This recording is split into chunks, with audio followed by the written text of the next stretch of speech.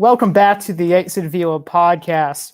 This is playoff edition version of the podcast. This is the first time we are covering the playoffs here. I'm Adam Cohen alongside Henry Winkelhake, and we have so many teams that are vying for playoff contention or really vying for advancing the playoffs. 4 teams have already clinched the next round, and the wild card series has been living up to its namesake.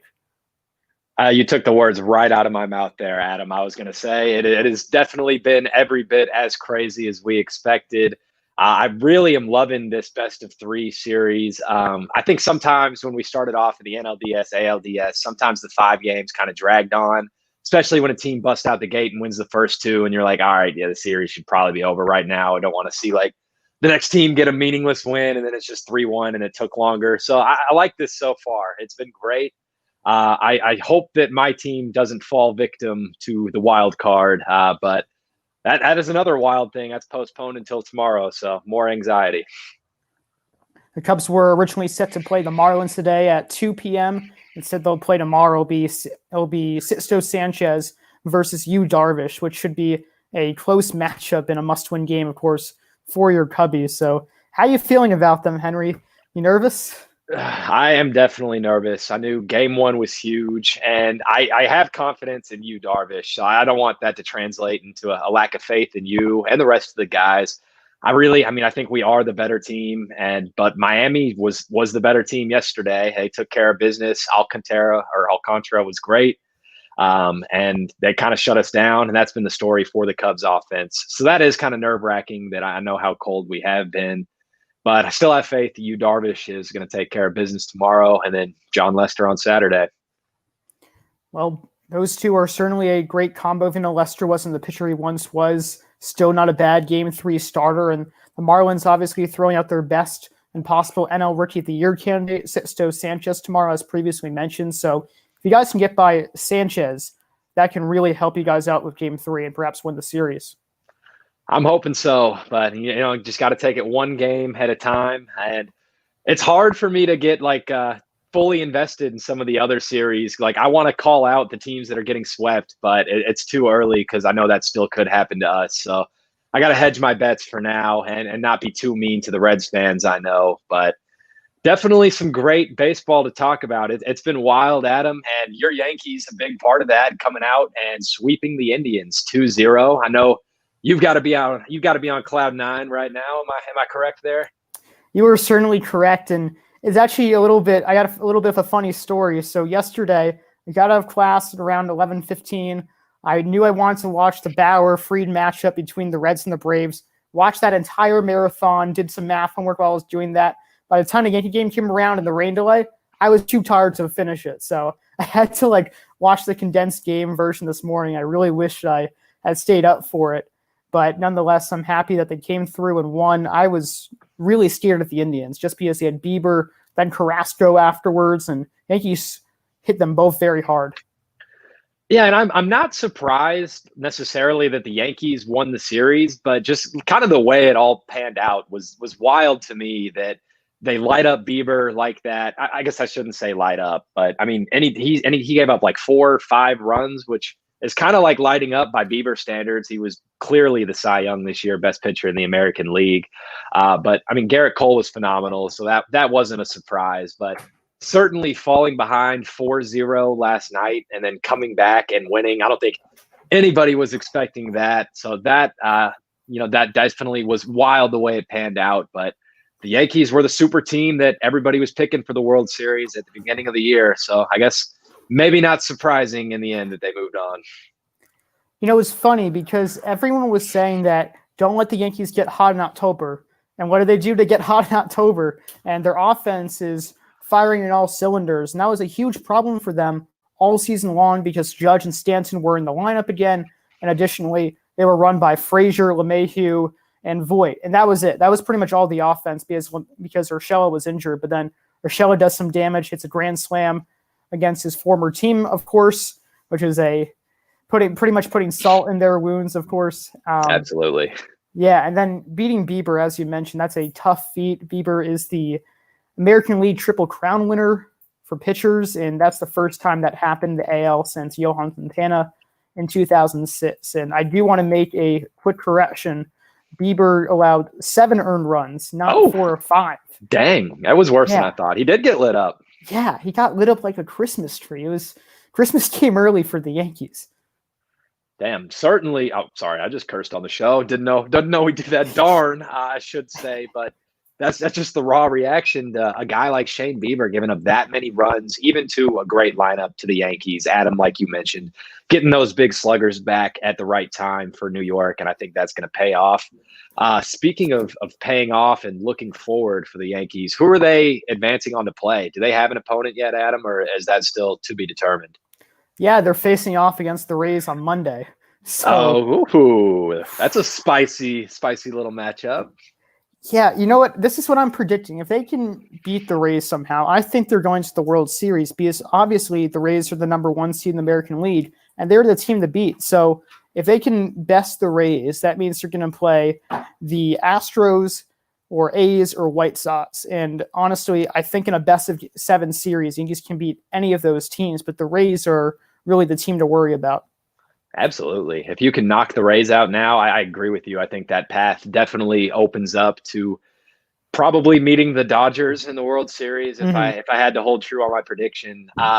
Just the way our scheduling worked out, we didn't get to really do like a break down the playoff bracket and make our predictions and everything. But I feel like we're not too deep in, or we could still make some calls and call Yankee Dodgers. And I don't think that's too deep into where, well, but then again, those aren't bold picks anyways. But anyways, we can make some predictions, but I think you're absolutely correct that the Yankees do have a clear path after the Rays. But that's going to be an awesome series, man. It's been the battle all year. See who's the better AL East team, and the Rays getting the last laugh in the regular season, but maybe the Yankees can get the last laugh here, take them out in October.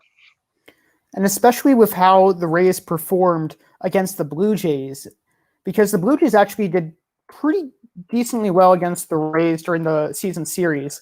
I forget the record between the two, but the Blue Jays held their own, and they were a dark horse team from the beginning of the year. But they had no offense at all from Blake Snell and Tyler Glasnow. Snell was incredible through 5+ innings of work. He only gave up a couple of hits, and Glasnow followed with 8 strikeouts of his own in 6 innings of work.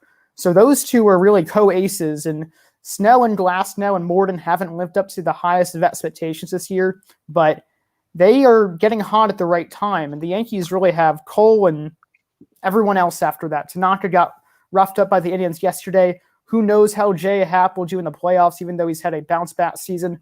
Then for Game 4, it might be Davy Garcia and then Cole on short rest. So the Rays are going to be a challenge for them, but if their offense can show up again, that would certainly help.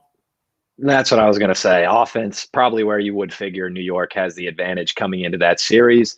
And still the strong Yankees bullpen, maybe not quite as dominant as it has been in years past. And maybe Tampa Bay would have the slight edge in bullpen, but certainly the Yankees can hold their ground there. And not slouches in that Yankees rotation. Garrett Cole can step up and pitch with anybody. I know you know. But, yeah, it's certainly the Rays deeper, too, in that rotation. So I would go edge Rays for the starting pitchers. But that's just going to be a fun series to watch, man. But I'm glad you touched on that Rays and Jays series because we talked about all the wildness in this wild card series. And that's one that kind of went according to script. Most people, I mean, pretty much everybody was probably going to pick the Rays to beat the Blue Jays there. Blue Jays, a young team that most people thought arrived a little bit too early, maybe a beneficiary of the shortened season and expanded playoffs. Don't want to take anything away from them. They did have a good year and they played well, but they were certainly outmatched in this series and wasn't particularly close. The Rays pitching dominated, like you said, Adam. And the new addition, the new ace for the Blue Jays, Hyun-Jin Ryu, was lit up. And that was something, the way it happened, the defense was a little shaky for him. Bo Bichette with a costly error in the second inning ended up leading to a Hunter Renfroe grand slam. This is in Game 2. By the way. So I kind of said early in the season that I think the Blue Jays defense might be a problem for them. And that was something that did end up playing out in the playoffs. And it was interesting because if all players who would make an error, not Randall Grichuk, not Vladimir Guerrero, Bichette, who can kind of hold his own at shortstop. He's not the he'll sometimes mess up on the easy plays, which is probably how that error happened. But he has a strong arm and he has pretty good amount of range. So, and he made 2 errors that game, not just 1. It was surprising to say the least. And I agree with you that the Blue Jays were just a bit too early this year. Like, they made the playoffs, but would they have made the playoffs in a 162 game season? That's not really too sure about that. Not a slam dunk for sure, but I mean, you could make a case, and it's just hard to say with all these teams that are hovering around 500. And 60 games is really pretty short, and you see some of the crazy stat lines across the league. All my Cubbies batting 200, for instance. That it's maybe not the most indicative sample, and it's possible to have an extended slump for that long, and things could certainly look different over the course of a full season. So I think that's going to be interesting as we're doing takeaways looking forward to next season. Maybe we want to be careful not to buy in too much to what happened in 2020, but I do think the Blue Jays is still a team with a bright future, and they're going to be in the playoff conversation for years to come. But that division is also going to be very tough for years to come, so maybe they're going to have to hope for expanded playoffs sticking around. And they very well could be sticking around. We've heard rumors about how Manfred will try to keep the 16-team playoff format in 2021, and people enjoy it. And I think this goes for both of us, who we both had our teams eliminated 1-game wildcard games. Now there's a wildcard series, which is, if you're down by 1 game, and you of course know this too, it's a feeling of nervousness. There's a feeling of almost existential dread that, like, okay, we have to win now, we have to win quick, and then we can relax a little bit. Yeah, it's nice not to have your back immediately up against that wall. You have a little bit of breathing room where it's not immediately the elimination game. And now that the Cubs did drop game 1, I certainly am glad that we have that extra life to fall back on, and that Yu Darvish lives to fight another day and he'll get the ball tomorrow. So, yeah, I do think that this format is going to stick around in the future, like you said, Adam. And another thing I've said in past episodes too, it's just more TV money, and I think ultimately that'll be powerful in the negotiation. MLB, as we mentioned this way back when we were critiquing the 16-game playoff format, how once these playoffs are enacted, they're not going to be taken away. Because if you're the Marlins, for example, you wouldn't be making in a normal year. Let's say they win the World Series. I mean, they've gone 2-0 in the only times they made the postseason, so you never know. It would be a lot, but you never know. If they win the World Series and next year goes back to 10. That's going to be pretty weird. And also, MLB won't say more revenue, especially in a year where they missed out on a lot of revenue, and playoffs are always incredible for baseball, incredible for all sports. So it's not going to go away. And I heard something interesting from a peer today. Actually, he lives like right next door to me at my school. And he said, I don't like the wild card format, which surprised me because it's been pretty fun. But he said, I don't like how teams right around 500 are making it. So teams such as the Marlins, the Brewers, the Blue Jays, and the Brewers and the Blue Jays, they could be teams. Well, Blue Jays already got eliminated, but the Marlins, reject that. The Brewers might be eliminated today. So those are teams that really shouldn't be in there and then are just gone quickly.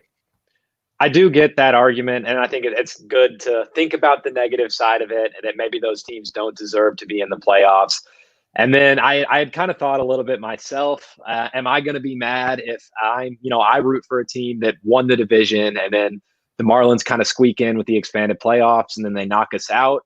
And I don't think, that's the format that is set. And I think I have no right as a fan, certainly, to be mad about that. But talking about going forward, if that's the format that makes sense, I do think it's a fair argument that maybe it's a little bit too inclusive, having 16 teams, that you don't want anybody with a losing record to have the chance of making the playoffs. And that could happen. Did any of the teams that squeaked in this year, Adam, I think they had losing records? Who was that?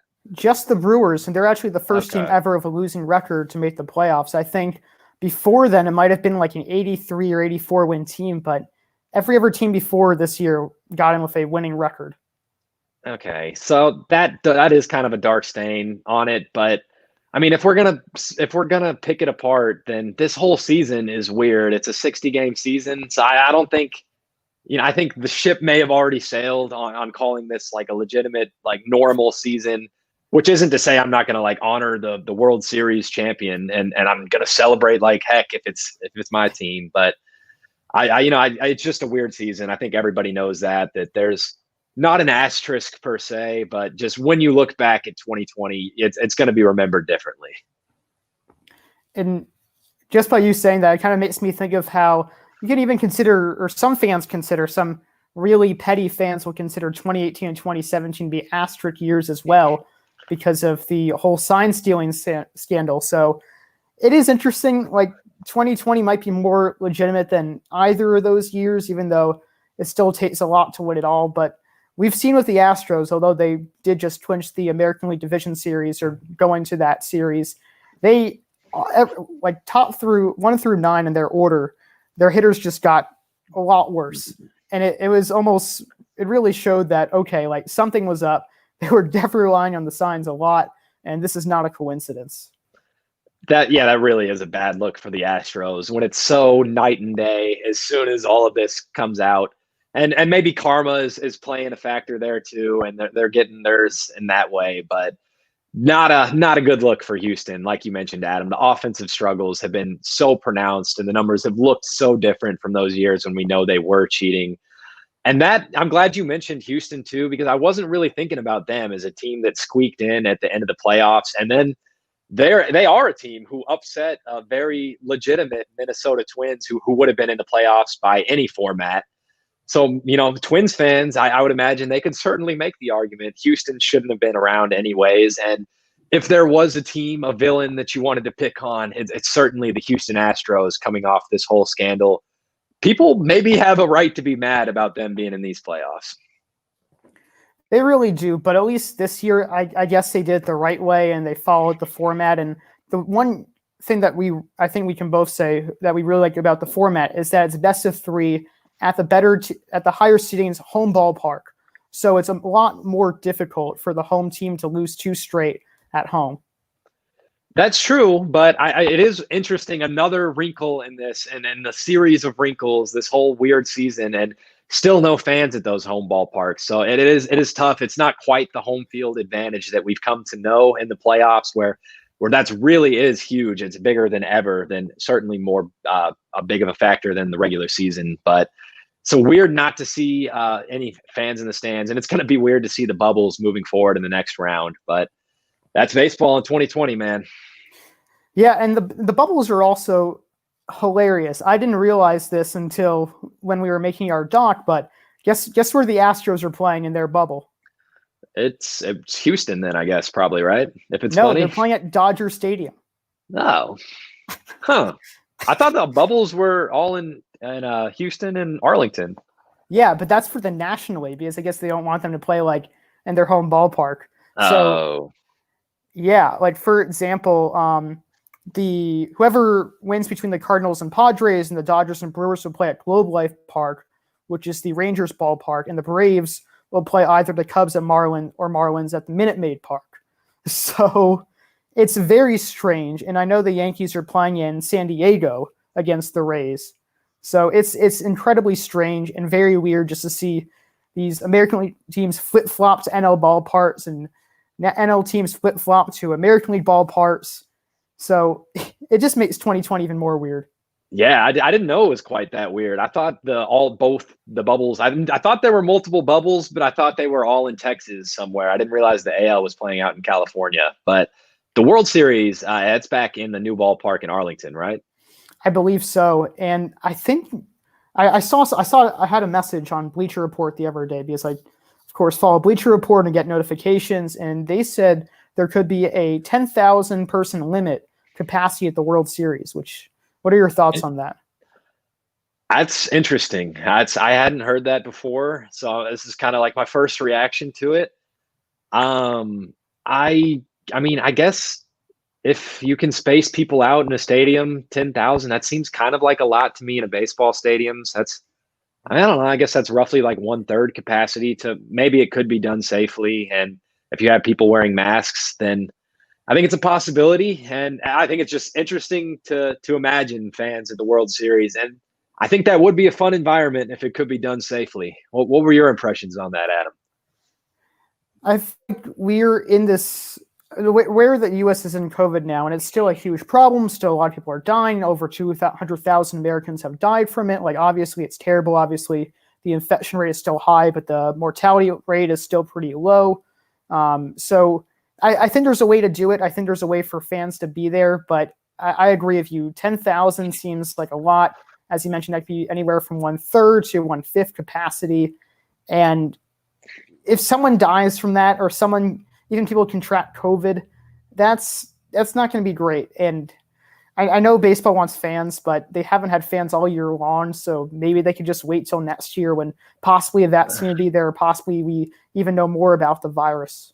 That's kind of what I was thinking too. That I get like football starting up, that if you're deciding like an entire season's worth of revenue for having fans in the stand, I totally get it. Baseball argued about that for like 4 months. We can't really get on our soapbox about that too much. But like you said, Adam, if you've gone the whole season, you've waited this long, why risk it at this point? Maybe it does make sense. Just wait for the vaccine, wait for next year. As awesome as in my first reaction, I said too, as awesome as it would be if we could have fans in the stands, maybe certainly it should be done safely if it's done at all. But think long and hard about the safety implications of having fans in the stands would be my take on that.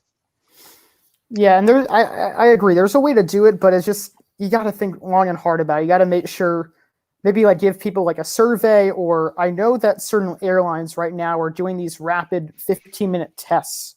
So if MLB can manufacture that at a high level, that could be a possibility. And even this summer, when I was a broadcaster for the Rockford Rivets in the Northwoods League, there was fans at the ballpark, but instead of the usual 3,000 to 4,000 max capacity, we had 1,000 max capacity. People were wearing masks, people were socially distanced, and none of the fans got COVID, even though we did have a staff member get COVID, but they were fine and they recovered they were completely healthy when they recovered.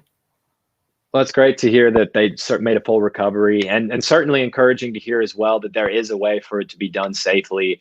And it continues to amaze me to see all the ways that people are just innovating and finding ways to not get around this, but to, be safe and still enjoy the things that we love. And it's awesome to see those innovations, and it would be cool to see baseball find a way to have fans in the World Series. But like we've been saying, it's got to be done safely. Mm-hmm. Yeah, if at all, there has to be a way that they can almost ensure that nobody will, really, as few people as possible will get COVID. Absolutely. But we still have a couple of playoff series to break down. So there's some good ones to talk about, Adam. Let's take your choice. Well, we know that the A's White Sox game is still happening right now. We're just going to check the score on that real quick. I've got it on TV, like just to the side of me. I haven't been looking, but they're not showing it right now. Cardinals are up 1-0. Okay. The A's won the series 6-4. Okay. Ben Rossi will be overjoyed. Dang. Go Oakland A's. Yeah, then they lost game 1 after Giolito's gem, and they came back and won 2 straight. How do you like that? I mean, that's resilience, man. That's the blueprint for what my squad's got to do. So, and good for the A's. I feel like they're kind of a team that has been here in the playoffs a lot, but it has struggled maybe to advance. And I feel as much as I may be biased, I do feel kind of bad for the White Sox, and that they were a young and exciting team who I wanted to see stick around for a little bit longer in October. And you hate to see them blow the lead in the series coming out in that 1-0 lead. That doesn't have the same ring to it as like 3-1 or anything like that. So not a huge collapse, but definitely an interesting series. And props to the A's for gritting it out and moving on. As you mentioned, the A's have really struggled going deep in the playoffs, and it's one of the few series they've won in recent years. And they're also playing the Astros, which is hilarious because the A's did the unthinkable, did that few people thought in the preseason. They won first place over the Astros. Even the Astros do not have Verlander, even though they didn't have Cole. They were still the division favorites, even after a 95-plus win to A's team last year. And the A's got out, won the division, came back from a deficit, and now they're playing their home ballpark to start off against Houston. Yeah, it's kind of a eerily similar to the Yankees and the Yankees and the Rays meeting back up, and those division rivals facing back off. But that AL East race was a little bit closer than out west. The A's really ran away with it, like you said, Adam, and not something that we were picking in the preseason, not something many people were picking. For all the Astros hate out there, I think most people still expected them to run away with that division. Maybe not run away, but the A's are always slept on, and still they're always a good team. They're always solid, but they have struggled to advance in the playoffs. So good for them. Moving on, and do they have an opponent in the next round? Yes, yeah, the A's are playing the Astros, and sorry to correct you, but the Astros were 7 games out of the A's, and the Yankees were also 7 games out, which is very telling.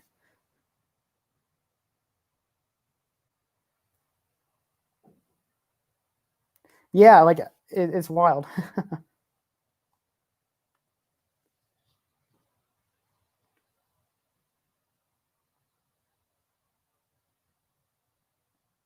Oh, Henry, are you muted?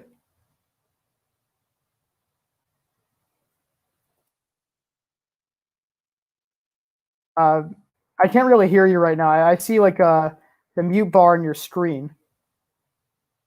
Unmute. Dang it. Yep, I was on mute. I'm sorry. You're good. I thought that was on my head for a second. I got scared. I'm sorry. I lost track of my mouse for a second, and I landed on the mute button. I was freaking out. Yeah, no worries. I don't know if the audience heard that or not, but do you mind repeating it? I think I was just saying that I was on mute. What you were saying. You froze there for me. I'm so sorry. I'm sorry. I was putting on my headphones. I think the audio switched over. All I was saying was that I couldn't hear you while you were making your last point, Adam. Oh, well, technical difficulties on both sides, but just like the A's, we are resilient, and the podcast will go Good tie-in. There we go. So yeah, man, great series, White Sox A's, and a high drama matchup. And I know Ben Rossi is thrilled. We thought we might get him on the show, but I don't know. I think he might still be celebrating out west. I don't blame him. I mentioned in our group chat yesterday how if the Yankees lost yesterday, I wouldn't be on the show. I want to watch the playoff game instead. Yeah. Absolutely not. Yeah, if the Cubs were playing right now, I would be glued to the TV. You got to give your full attention to it. You can't blame the determination. We waited all that time for baseball season to come back, so you're going to watch your playoff games. And you know what the craziest thing is? The regular season only lasted 2 months. It felt longer than that, but it also didn't. It's kind of freaky. I think my just entire perception of time is totally thrown off these days. I don't know what to make of any of it, but you're absolutely correct that it felt like a weird long season and short season at the same time, and I don't know what to make of it either.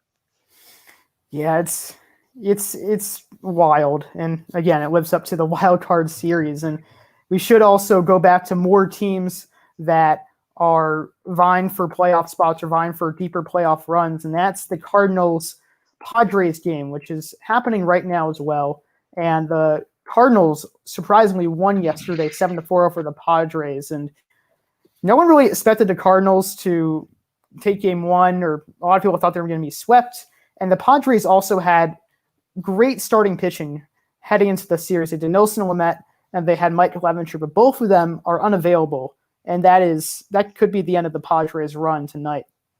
I agree with you, Adam, and they're actually already losing 1-0 in the first inning. The Cardinals wasting no time. They jumped on Chris Paddock early in the first inning as well. I think Paul Goldschmidt had a 2-run bomb last night, but nobody was picking the Cardinals to win that series. You said it. I certainly wasn't. I thought St. Louis was good enough to be a playoff team, but I didn't think they were good enough to be the type of playoff team that would beat the Padres.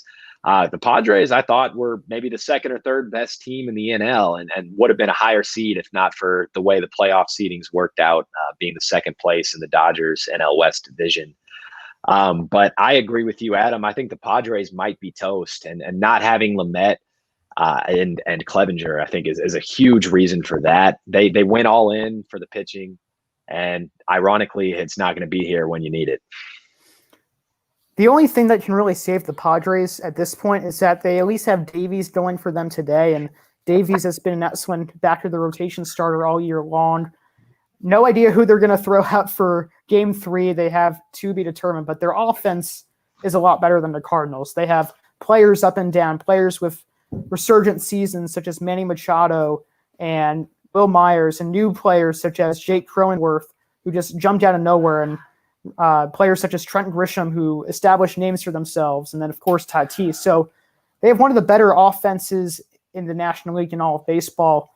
So they still have a chance. Hard to count out the Padres, but pitching-wise, they just don't look like they have it right now.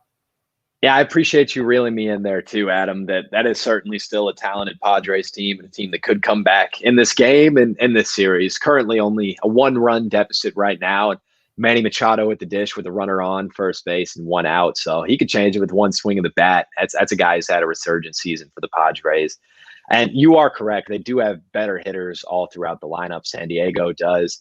And I don't think that St. Louis lineup is all too overpowering.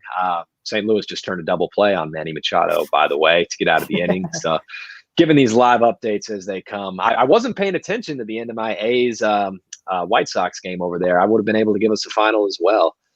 But, yeah, I don't really like the Cardinals lineup all that much. But, I mean, they're up 1-0 right now. So if you can hang on and pitch. But, I mean, they do have Paul Goldschmidt, Paul DeYoung, Matt Carpenter, a guy who has been good at times. After that, man, there's not a whole lot to get excited about. You have an ancient Yadier Molina. You have a young Dylan Carlson who you could get excited about. But, I mean, I'm Colton Wong, Harrison Bader. They don't do too much for me. I don't think Dexter Fowler is all that good, although I will always love him for what he did for the Cubs. I do like Tommy Edman, but just not really like a World Series contending lineup by any stretch of the imagination. I almost feel like the Cardinals and the Marlins are similar. They're just these random scrappy teams that just barely got in, and they're somehow doing well. They're somehow winning their series. I know that Ben's trying to get in his devices, connecting and unconnecting, so he will hopefully be joining shortly. He had some technical difficulties last time, so hopefully we'll get to hear his take on the A's if he does come on. But for now, we'll, of course, keep going through the list. And we alluded to it earlier, but the Reds-Braves game, that might have been some of the finest pitching performances out of any of the series. I read stat tweeted somewhere that Trevor Bauer threw 7 2/3 scoreless innings, 12 strikeouts, and 0 walks, and was the first person to achieve that stat line or better, I guess, in the history of the MLB postseason. So a historic start for him. And then it was Fried in game 1, right, for the Braves. And he was just as good, wasn't he? Yeah, he allowed no earned runs through 7 innings of work. And there's a couple other records that game. Is the longest scoreless postseason game ever that happened for 12.5 innings.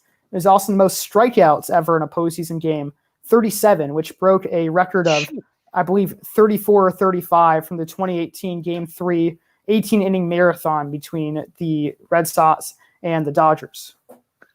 Then, yeah, history all over that series, man. And a little bit of history for the Reds getting back to the playoffs, in which I think had been 5 or 6 years at least for Cincinnati. I don't have that exact number in front of me, but some bad history extending for them. And then it's been like 30 years since the Reds have advanced in a playoff series. That's something that I let my Reds fans friends know about quite often. They love talking to me as a Cubs fan, trying to take me down a peg, but I can't be too mean right now, like I said, because we still have our own implications, and we could get swept as well. And I do want to go back just for a second, if I may. I love the comparison you made between the Cardinals and the Marlins. I hadn't really thought about that. I kind of just automatically assign like more value to the Cardinals just because of like the brand equity, but it's kind of a very similar roster makeup to the Marlins right now. So good point for you there. But we skirting back over to the Braves and Reds series. That crazy, another historical thing. I couldn't tell you the exact history or stat of it, but the Reds going 20 innings of postseason baseball and no runs to be had. Yeah, so their offense is terrible. I remember watching the game yesterday, and I watched all of it. And as I mentioned earlier, that just made me so exhausted that day that I couldn't really watch the Yankee game, which is a little bit ironic. But nonetheless, they had a 212 team batting average during the regular season, which is one of the worst batting averages for a team all time. Granted, it's a smaller sample size, but when you think about it, they don't have too many hard boppers in that lineup. They have an aged Joey Votto, who had an 800 OPS, but also batted 231. Then you have Mike Moustakas, who hits a home run from time to time, and Jesse Winker, who broke out this year. But that's kind of it offensively. They were led by relief pitching a little bit, and especially their starting pitching. Well, and the weird thing was that going into the season, the offense looked so good on paper, and pretty much everybody, maybe that's a little bit of an exaggeration. I feel like I've been exaggerating a lot tonight. I got to chill out, man. But a lot of people were picking the Reds to win the NL Central Division, and they certainly underperformed expectations, and offense was a huge part of that. Guys like Nick Castellanos were good in stretches, but I don't think the batting average ended up looking all that good for Castellanos. I know Suarez was a disappointment for most of the season. New addition, Mike Moustakas, was hurt for most of the season, never really got rolling. And like you said, 210 team batting average in the regular season. That's just ugly. And the bats didn't show up, and that's kind of what it had been like for Cincinnati all season, and that trend continued into the postseason. It was certainly difficult to see them just miss out, especially because Bauer just was so good the other day, and they also had so many gaffes in game one. They ran into a pickle. Votto froze on a hard hit single that he thought was just going to be a line drive out and couldn't score the winning run. A runner was thrown out at third, and they also had 11 hits with no runs to show for it in game one. So really poor effort offensively. So the city of Cincinnati just does not bode well in postseason competition of any format. Take your Bengals, Reds, whatever. I don't know much about the college sports in Cincinnati, but that trend I would like to think continues there. But definitely you hate to see it for the Reds and how talented that rotation was to get let down by the offense, and to get 11 hits and not be able to scratch across any runs has got to be pretty bad luck, but bad execution, like you said too, Adam.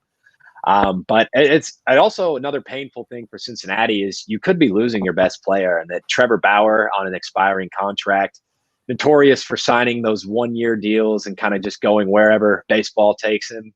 So Trevor Bauer very easily, I know I've heard some speculation, maybe wearing Yankees pinstripes next season, Adam. That would be a lot of fun, and we'll certainly get into that. But for now, we have Ben Rossi, who's going to be joining us this stream. We have to hear his thoughts about his A's making it. Boy, what a day it's been. Probably my happiest day since 2020. Glad to be on the podcast with you guys today. And what a gut-wrenching series that was that I just witnessed against the White Sox. I mean, out of all these years where the A's had the opportunity in the playoffs, this was actually one of the years where I was less confident about our chances, especially after almost getting a perfect game pitched at us in game one. But then our just ability and being down 3-0 in this game, but just our ability of our offense to capitalize on little mistakes and come through in little moments. And finally, the A's have overcome our first winner take all game since 1973, and boy, it feels good to break that drought, especially considering that another team in the league was unable to break their drought in this playoffs. And another team I'm talking about was the Minnesota Twins. So I'm glad we're no longer the laughing stock of being the team that always loses in the first round of the playoffs. Any thoughts on the series that just went down? I mean, what a game that was. So we were talking a little bit about earlier how the A's came back, and especially after losing the first game and being almost perfected by Lucas Giolito, and he had a perfect game going into the 7th inning. So came back. Chris Bassett had an excellent game too. But Henry, maybe you know more than me, but do you know what happened in game 3? And obviously Ben could also explain more about that too. That's actually going to have to be all Ben. I missed most of game 3, and I honestly saw like an inning of it when the A's were already up 6-4, I think. So Ben, take it away, man. Well, yeah, I mean, originally down 3-0. I'd say one of our biggest heroes of the game would have to be our catcher, Sean Murphy. Not only did he call games with like the 4 different pitchers he worked with and to get us out of jams, but our catcher is at the bottom of the lineup. He comes through, and it looks completely lifeless for us. and then he puts us, and then he gets us the first 2 runs with a long 2-run homer, kind of to answer to Luis Roberts' early homer, which is, by the way, is the second longest homer this season. I mean, holy Toledo, he hit that one 485 feet, but thankfully we were able to respond, and then just our ability to tie it, and we got Jose Abreu to ground out not once but twice with runners in scoring position, and that's what did it. White Sox continued to threaten with guys on base, but what put us in the lead was we had 2-run base hit by another guy towards the bottom of our order or towards the top of our, but he was a pinch hitter, Chad Pinder, who's one of our utility infielders, came through to give us the lead, to give us that lead with 2 outs, and a lot of people were doubtful of Pinder because he's struggling with runners in scoring position, but we finally got that that playoff clutch hit we needed that we haven't gotten most playoffs. And the White Sox bullpen was just spread too thin. They used all but 3 of their pitchers in the game. So, I mean, hats off to the young White Sox team for battling. I actually, in a lot of ways, a lot of fans thought they had this series and were looking great, but the A's just were able to come through in late games like they have all season and bring that to the playoffs. So that's what happened, to give you guys an update on the game that just took place.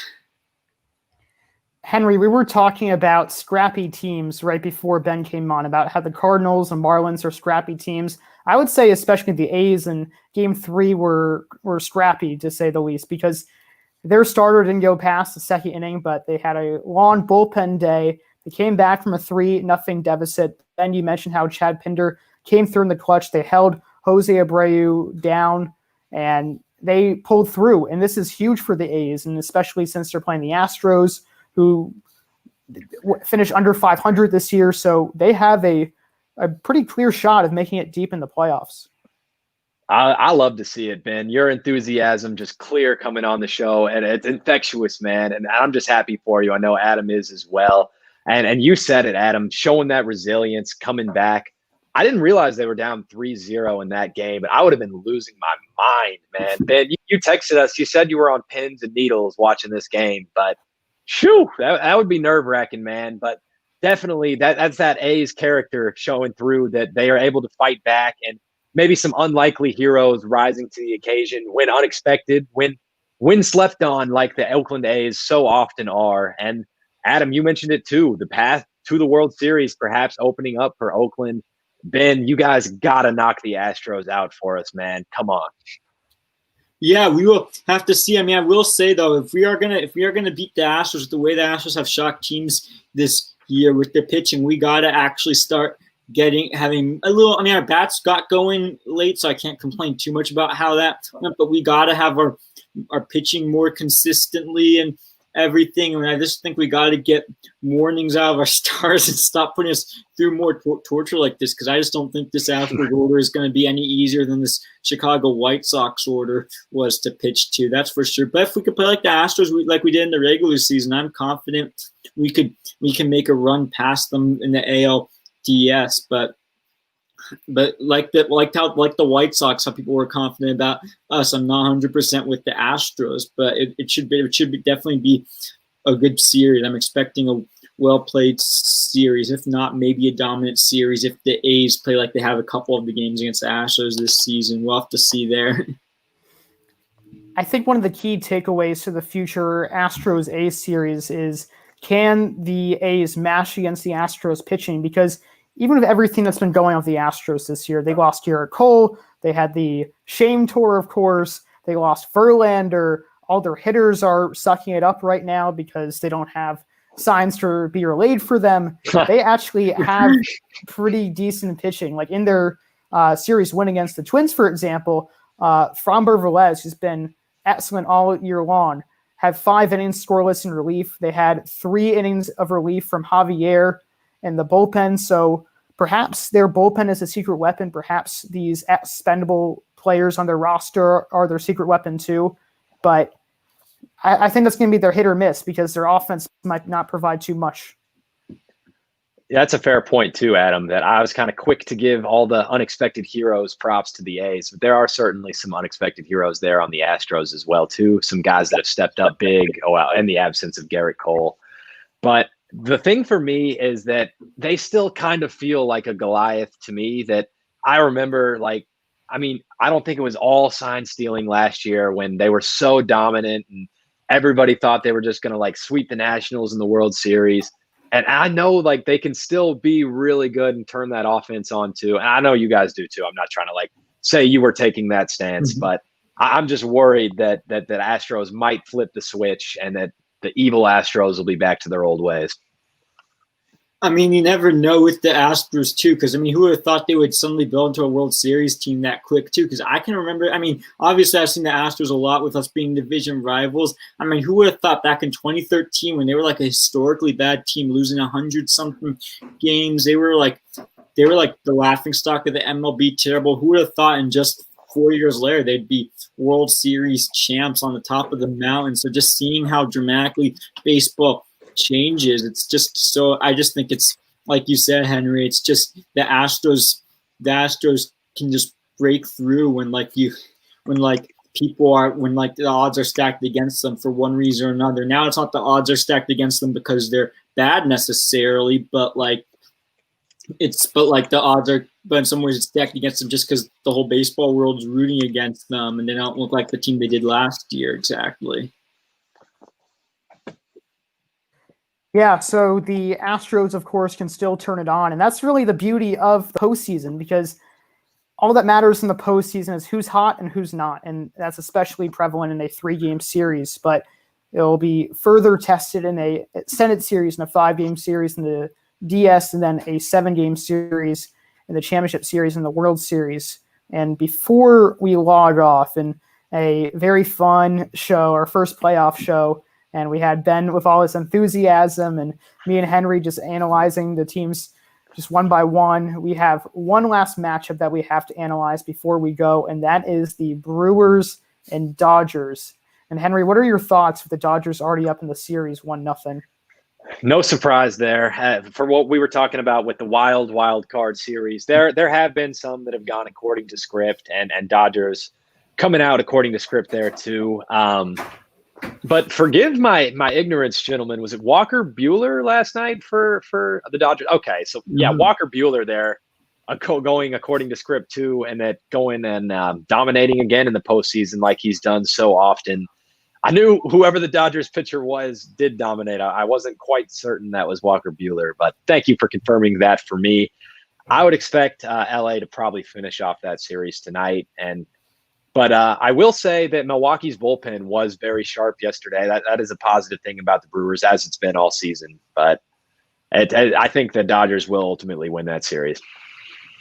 Yeah, I have to go agree with Henry on that one too. I mean, the other thing was, well, first off, last week all of us were writing off the Brewers to even get to this place. So, I mean, I wanted to tip my hat to the Brewers first off that they also didn't get it's not like they got demolished either yesterday. I mean, they managed to put up a couple runs against the Astros, so it wasn't terrible. The thing is, I mean, Brent Sutter just out of the gate didn't look great. I just felt like he was one of the Brewers' better pitching hopes in terms of if they were going to get anywhere in the playoffs, because we didn't even think they'd be in the playoffs initially. So with that and with Kershaw pitching tonight, I mean, I know Kershaw's never the most reliable postseason pitcher, but I think that he'll be able to at least get the Dodgers through the Brewers tonight. But, I mean, the Brewers can always shock us like they did this past week, making the playoffs in the first place.